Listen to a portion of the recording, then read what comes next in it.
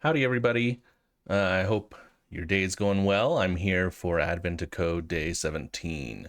Uh, if my voice sounds a little weird, I apologize. I've got a bit of a cold I've been dealing with. But today was a fun day. It was a shortest path algorithm. So if you're familiar with like Dijkstra, or there's more efficient algorithms also you can look at.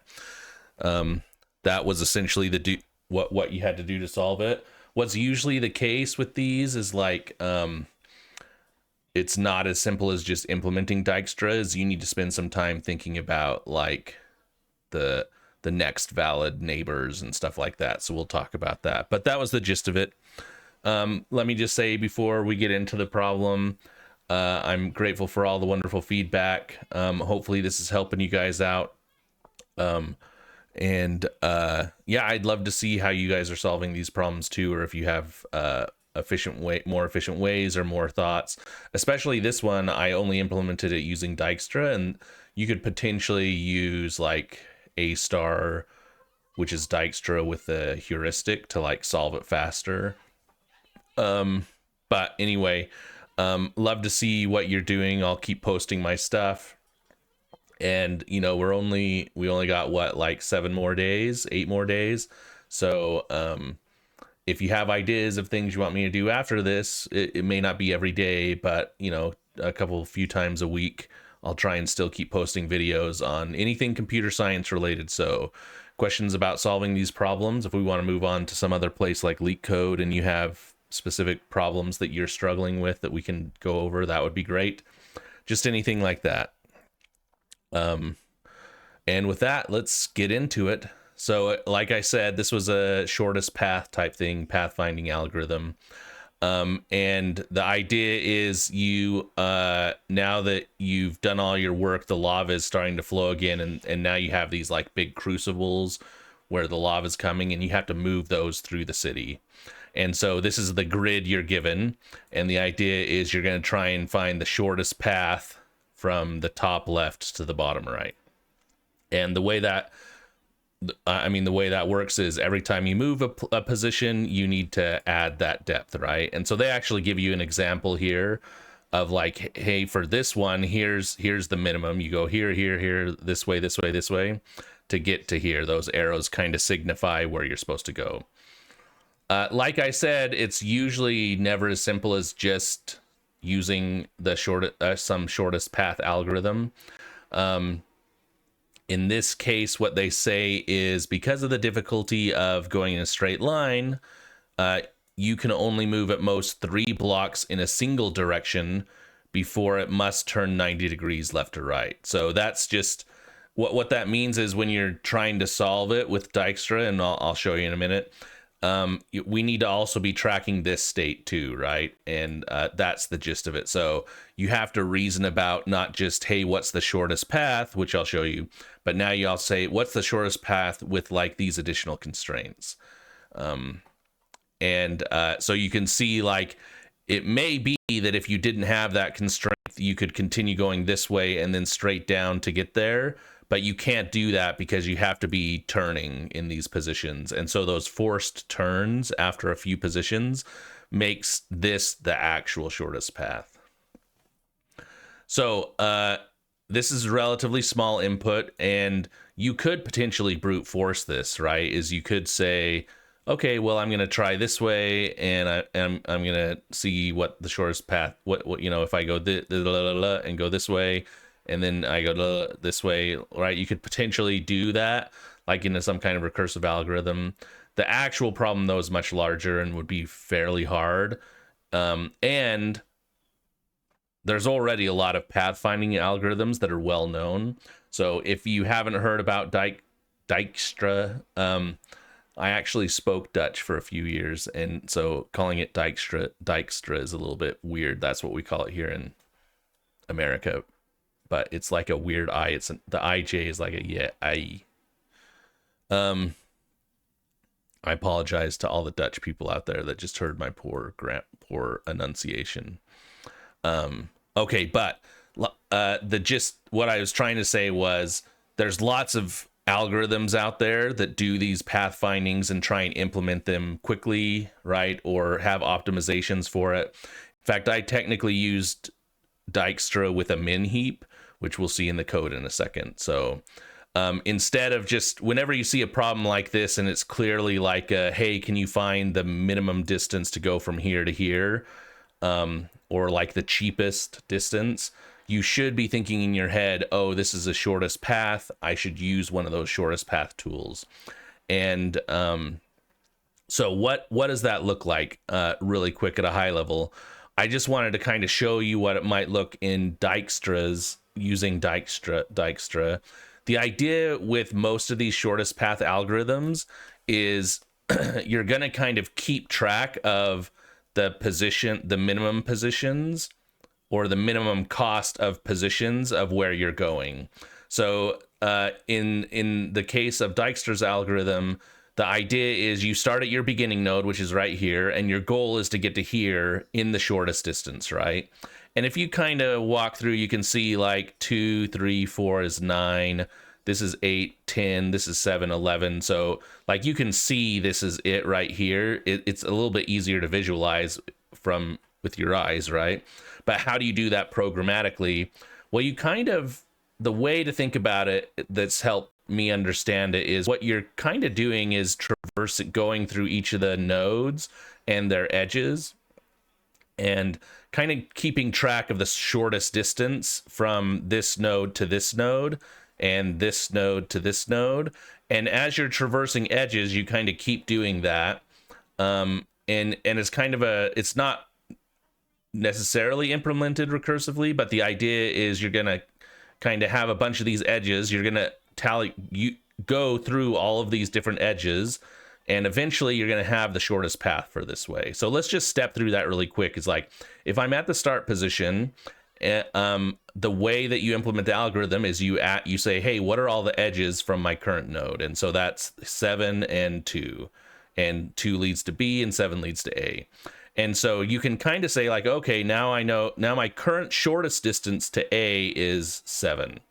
And then you do this one and you say, oh, my current shortest distance to B is now 2. Okay, now you've traversed all these nodes. You want to look at some of the nodes that you visited before. And so you can say, oh, at B here, my current distance is 2. What are the edges of those? This is 3, this is 3. So I know, and it's cumulative, so I know to go to C right here, it would be my current min right here plus this one right here. So 3 plus 2 is 5. I know the cost of going, so now I know the cost of going from here to here is 5 at that point, right? And now with this node, I say, okay, to get to here is 2 plus 3 is 5. Oh, that's actually less. So now I actually know the cheapest path to go from A is actually from here to here, not here, right? And then you do the same thing here as you say, okay, the path from here to here is 5 plus 5 is 10. And then you'd go, okay, well, the path from here to here, 5 plus 4 is 9. That's actually less than 10 is 9. And so now you know that the farthest, the cheapest way, the fastest way to get there is 9, right? And if you traverse the path, it actually looks like this. It'll go like this and this and this. And for Dijkstra's algorithm, if you go look it up on Wikipedia or whatever, it will actually track these points, and so you can actually trace the shortest path, right, if you want to. In this case, we're not actually interested in tracing the shortest path. We're really just interested in what the shortest path is, what the cost of the shortest path is, which in this case is 9, and so that's our solution. So before we get to solving the problem, what we notice in the algorithm, we had to ask a couple questions. First of all, the question we were asking are what neighbors are there for a point? So for a node, right? So the question is like, what are the neighbors of what are the neighbors of this point, and how do you get there?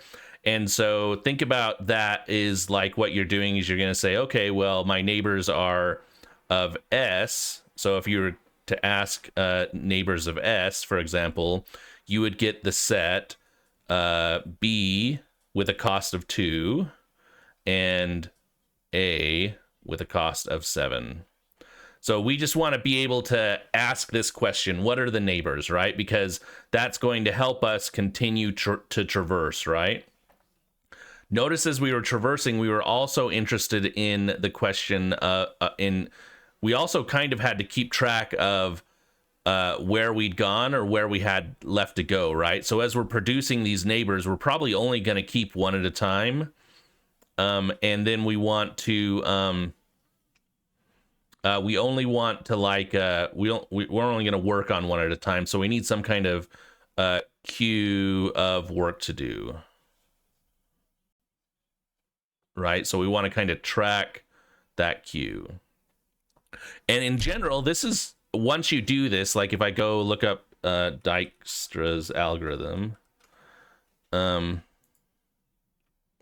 that's generally what you're doing, and you can see it. I think they visualize it here in one of these, right? Is they're slowly like tracking all these nodes and upgrading their like costs and values as they're moving through the algorithm. But like here's the actual function itself, right? And it uses vertexes, I think, right here. So nodes, edges, those are all the same thing, right? There is just whether you come from computer science or math. But the idea here is you're going to kind of keep track of those, and you need a queue of work to do. So that's this while queue is not empty, right? So you're going to be slowly adding items to the queue if there's like additional nodes you need to test and work on those later. Okay, so what does this kind of look like in here? Notice for this, when I'm getting my neighbors, there's some questions I kind of have to do specifically, right? So like if I'm at this position, it's really easy to say, oh, my neighbors are here, here, here, and here, right? That's actually not always the case though, right? Consider the case of, well, first of all, you can't backtrack. That's what it said, right? So if you were here and you've come from here, if you're familiar, we're doing a directed graph, right? So we're only going one direction. We know we can't go back that way. So actually our neighbors are only this one, and this one. Okay. There's some other cases too that are like special, right? Obviously, if we're here, we can't go this way. That would be off the grid. And if we came from here, now we only have like 2 edges, right? The other thing we need to be worried about or concerned about in this one, note, at least for part 1, it said we couldn't go the same direction 3 times. So we kind of want to keep a track of that. You can almost think about it like a tail, right? So if I've gone from here to here to here, I know I can't go back, but I also can't go this way because I've gone this same direction 3 times now. So I can only go to here and here. So my next valid ones in this case are just these 2. So that's something to pay attention about. And so given all that information, how do we implement that? Well, let's look at the code and just start at the very top. Obviously, we're interested in the direction, right? So we want to know like what direction we're going, because we want to track that direction within our algorithm, right? So I created an enumeration for north, south, east, and west. That'll tell us what direction we've been. I also have a point here, right? So what point am I within the graph or grid? That's interesting for me to know. And I created a little helper function that you'll see that will be useful either.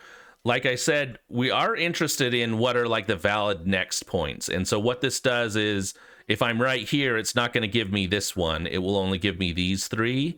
And then I can further filter that down by position later, right? Like the position. If I'm in this corner, it's only going to give me these 2. And so that's essentially what this function does, right? Is it says, as long as I'm far along enough in the X direction, I can potentially go west. And as long as I'm far enough in the Y direction down, I could potentially go back up north. And then the same thing for like the bottom and the right sides, right? Basically, this is just a way of getting like, what are the valid ways to go? It could potentially return 4 if I'm in the middle, only return 2 if I'm on one of the corners, but it would return 3 if you're like on along the edges that aren't the corners. Okay, so now what we need to know about is the node. So what is each node in our graph, right? In this graph, our nodes were A, B, C, D, E, but what do each of these nodes represent? And the way to break this down, right, is to kind of think in your mind, like, what information do I need to track on the node? Well, I need to know the position that it's at. I need to know the direction it's going, and I need to know the number of times I've gone in that direction, right? So in the case where I'd like graphed out this one like this, something along those lines, maybe my current point right here is whatever, 3, 4, I don't know exactly what it is. And my direction would be, I'd gone south last, so my direction would be south. And then how many times I've gone south? Well, it's like 1, 2, I've gone 2 times, right? So this is interesting for me to know because these are the things that will help tell me is like, can I continue going south? Can I go this direction, or can I go this direction? And this is again, this is like the complexity of the problem. Is if it was just Dijkstra's algorithm, all of these nodes are connected to each other, and you could go any which direction. And so like you're just interested in like shortest paths, and it would slowly find its way down there. In our case, the nodes of the graph are actually much larger than this actual graph, because this particular node right here has an edge this way, but only if it hasn't gone, from here to here to here to here, right? Oh, that edge is only valid going this direction if you haven't come from here.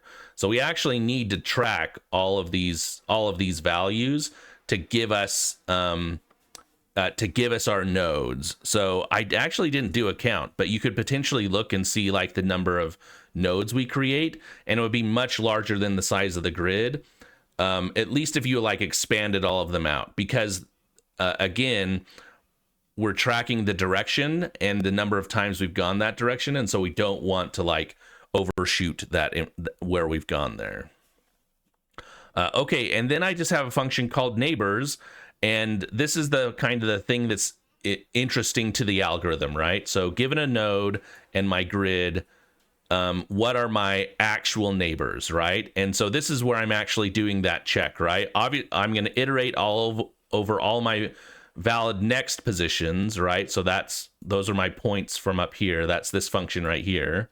I'm going to take that, and then I'm just going to do some checks, right? If my current direction is not the same as my next direction, right? So if I've turned left or right, then I know I can definitely go that direction. So that is a valid next neighbor. And so I just create a new node, going that new direction, and I reset my direction count. Otherwise, now at this point, I know I'm going in the same direction. So the question is, have I gone that direction less than 3? And if I have, then I can continue going that direction. So I can add that to my neighbor list. All other cases are not valid, right? So any other case is not valid for P1. So this function at itself is not very difficult, but kind of think about what it's doing. In a normal graph, at a high level, what is it doing? It's generating a list of neighbors on the fly, because we haven't created the graph of all possible neighbors, because that would just be huge. Instead, we can like generate the potential list of neighbors based on our current node and its state, right? Again, think about when you're here, we already know what the nodes are, right? There's 5 nodes, and there's, is that right? 1, 2, 3, 4. Yeah, there's 5 nodes and 1, 2, 3, 4, 5, 6 edges, right? We already know what they are, and so it's very easy to ask what they are. In our case, there are a lot of potential nodes and edges. There's a lot of potential neighbors from this position right here, right? I maybe circled that one a little too much. Right? Obviously, I could go up, but I can only go up if I haven't gone up before. Same thing with down, left, and right. If the previous direction was not there, I'm not going backwards, right? And then all these special cases. So I just want to illustrate that this neighbors function is really just there to like generate the neighbors, right? And it turns out, instead of like trying to build the entire graph of all the things, you can just kind of infer what the neighbors are based on your previous node state. And that's what this is, right? That if I know my position, my direction, and how many times I've been going there, I know what my valid next positions are, right? If I'm going some different direction, that's fine. But if I'm going some same direction, it needs to be it needs to be less than 3, otherwise I can't go there. And so I kind of filter out this list. You can imagine, like, initially you start with 4 total ways you can go, and then maybe you're on an edge, and so this actually only returns 3 total directions you can go because you can't go out the edge. And then this one is checking, hey, is it a different direction than I was going previously? And if it is, then I can add that. And then this one is checking, hey, if I've gone the same direction, can I add that as well, because I haven't gone 3 or more, right? And so this will whittle down a total of 4 to maybe 2 or 1 or 0, depending on where you are, right? Like, imagine you've been going down from here to here, and here, or whatever. 1, 2, 3. You can't go. Well, this might not be. You can't go this way, obviously. You can't go this way. You can't backtrack, right? So the only place you actually can go is this way, so it'll only return 1. That one didn't explain it totally well.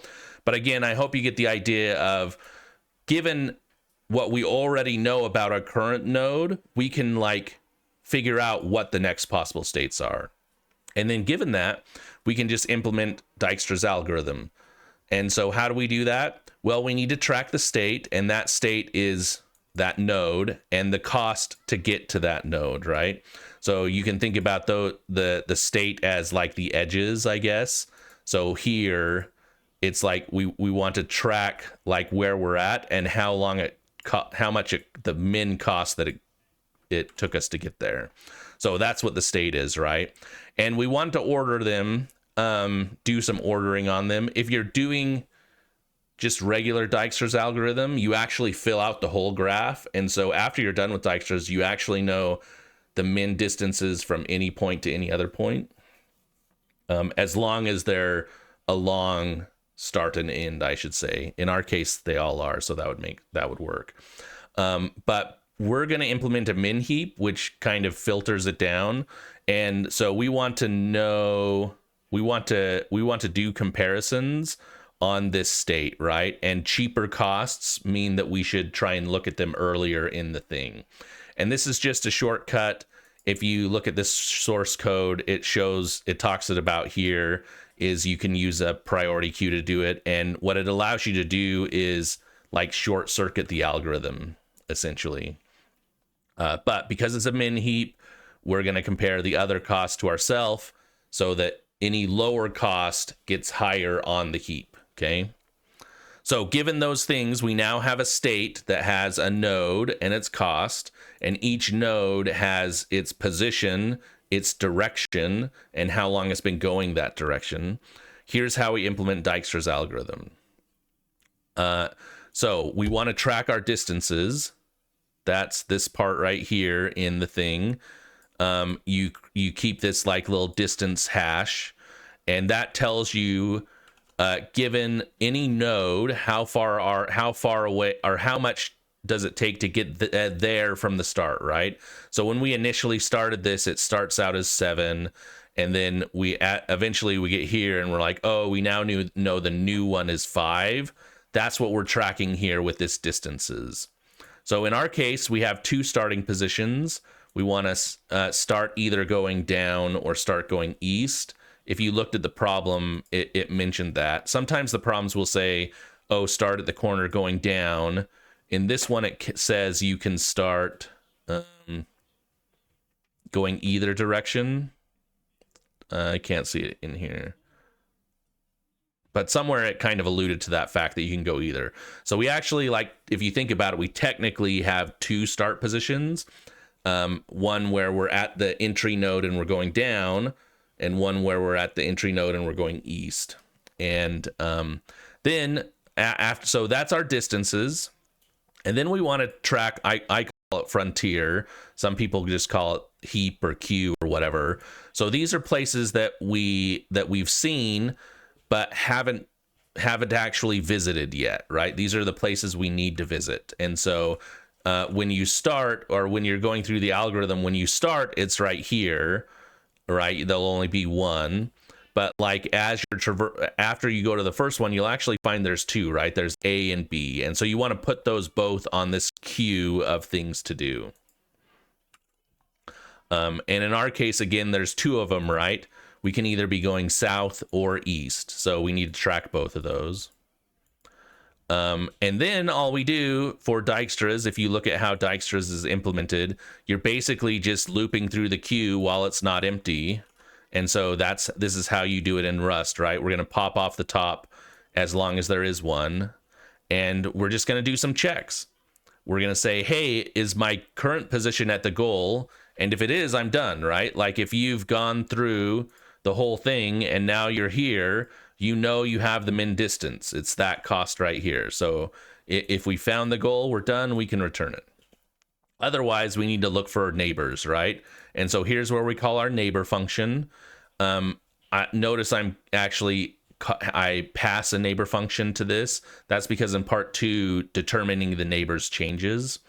And so I call my neighbor function, but that's the one we talked about before. And so given any point, it's going to tell me what the possible next nodes are in my state. And after I've done that, for each of those neighbors, I can calculate the new cost, right, which is my current cost of this current node, plus moving to that node, right? So if you remember here, the cost of going to A, that's a lot of stuff.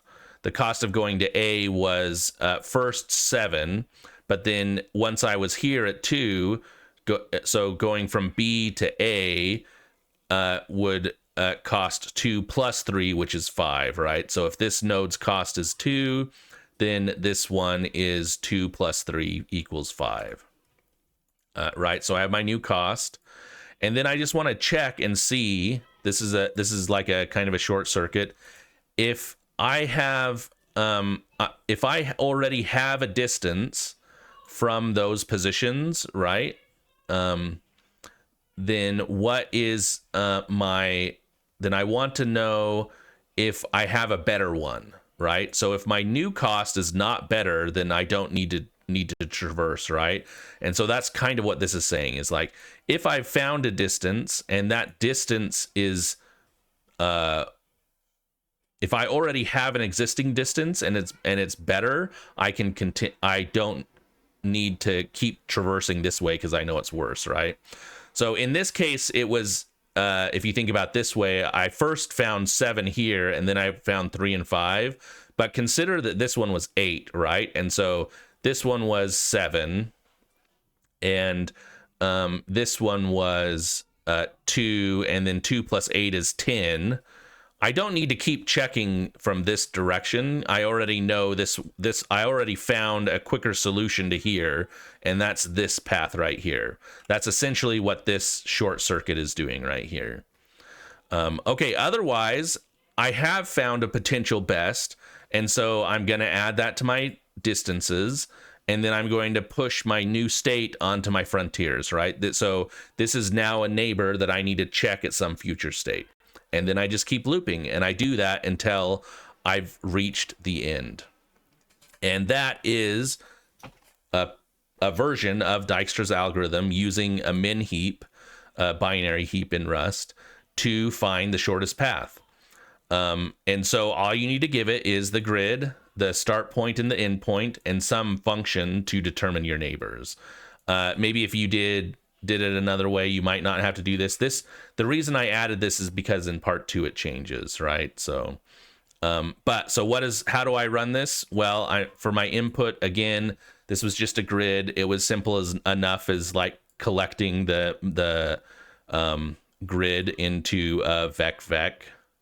And then all I need to know is my start point and my goal, which is the end. And then I can just call Dijkstra on it with my neighbors. So how does it change in part 2? They say, oh, just kidding about the whole can only turn 3 thing. They're now going to create these ultra crucibles, and they work different. Instead of not being able to go the same direction more than 3 times, they need to move a minimum of 4 blocks in the same direction, but they can't move any more than 10 blocks in the same direction. So if you think about what's happening here, you're really just changing your neighbor's algorithm. Whereas before, you were checking that you've never gone in the same direction more than 3 times. Now you're checking, have I gone in the same direction at least 4 times, but no more than 10 times. And that's all that changes. So that's the reason why I passed this neighbor function here to Dijkstra, is because the logic of Dijkstra for finding a minimum path is the same, right? You're going to track distances. You're going to keep a list of nodes that you've seen but haven't yet processed. And then you're going to go through that list of unprocessed nodes and check if you found the goal. Otherwise, check all the neighbors and determine if those neighbors get you closer to your goal faster. So the only thing that changes is what are my neighbors, right? And so that's why I have those 2 neighbor functions. Let me get there. So here's the neighbors for part 1. Again, basically I'm saying get all the valid positions. And if I've changed direction, then I definitely can go there. And I just update my count. Otherwise, I can only go to that node if the direction count is less than 3, right? And if it is, then I can do it. Part 2 changes just slightly differently, right? If the direction is different and the node count is greater than 4, then I can change, right? Remember, the rule was you can't change direction unless you've gone 4 or more.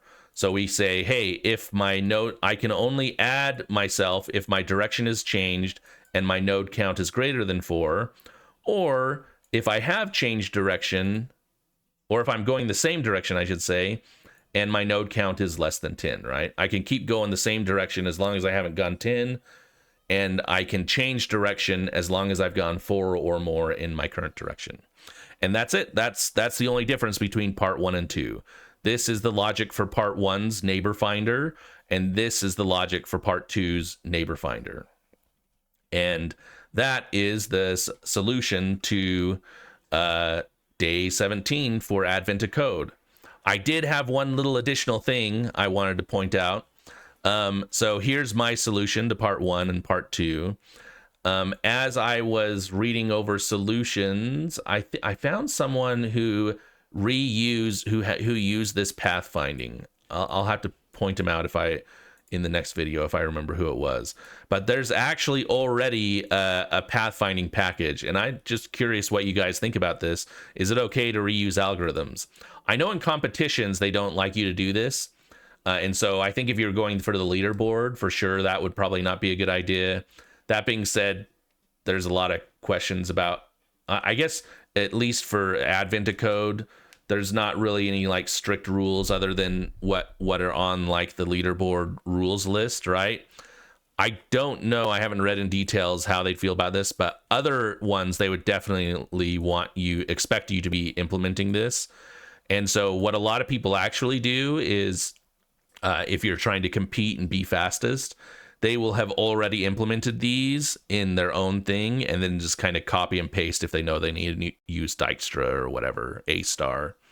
But I thought this is kind of a cool thing, so I just wanted to show off that sometimes you can actually find packages that already implemented. Obviously, if you're not familiar with Dijkstra's algorithm, it doesn't hurt to learn it, try and implement it, and figure it out. But if you've done it before and you're just like, oh, this is a Dijkstra problem, I'm just going to use this existing package, or maybe you write your own, right? Now that I have this Dijkstra function, I could potentially use this on anything, just modifying kind of the neighbors function, because the logic really doesn't change, right? It's just who are my neighbors and what is the cost from going from my current position to that neighbor. As long as you can answer those questions, you can do it. And in fact, that's what this function asks you, right? It says, give me your start position, which I'm going to use this node right here. And then it says, give me a function that calculates the neighbors and so that and their cost, right? So how do I do that? I just call my neighbors function, and then I map that to the neighbor plus the cost of moving there. It wants you to give a tuple, right? So the neighbor and the cost. So I just calculate my neighbors and do that. And then it wants to know, how do you know if you're done? And that's just right if my current position is the goal. So in this case, if you think about what we're doing here is essentially Dijkstra the same way. We're still calculating the neighbors function, but we haven't had to write Dijkstra's code. So I'm curious what you all think about that. Is can you use another algorithm? If I run it, I think they solve in about the same time. Mine's probably a little slower. Yeah, slightly slower, and it's probably just the way I've like implemented copies and stuff like that. I mean, maybe it has some additional optimizations. I know there's faster ways than using a min heap. Although, I'm trying to think. I don't think it would use another algorithm besides Dijkstra. Like there's other ones, right? Again, any pathfinding algorithm. A star is a potential. There's all kinds of other ones, right? So anyway, I thought I would just point this out. There's actually a lot of stuff that you might find that there's already someone implementing Dijkstra. If you haven't done it before, I would encourage you to try and learn Dijkstra and implement it yourself, right? You can use mine as a guide or follow the Wikipedia entry on it, and that will kind of give you some stuff. They do this as like pseudocode, and so sometimes it can be confusing to like parse what's happening here. If you have questions about it, though, feel free to ask. I'm happy to help. This is something, again, you learn in like an algorithms course. And so for me, this was a kind of a fun problem just to reminisce of, oh yeah, Dijkstra. I thought about doing it in A plus or A star, and the way like those algorithms work, it's essentially Dijkstra, but your cost is actually the cost plus some heuristic. The heuristic being like, how close am I to the solution? And that may inform the algorithm better on how to get there faster. So the idea is maybe your heuristic is, oh, the closer I am to the goal, the better, the better. And so it will use that to find a better path for you. But there you go. That's day 17. I hope you guys enjoyed the content. Look over the code. I'd love to see if you guys have any optimizations or thoughts on it. Anything that's unclear, maybe I could help clarify that. Or send me yours. Again, I'm going to post this on the mega thread.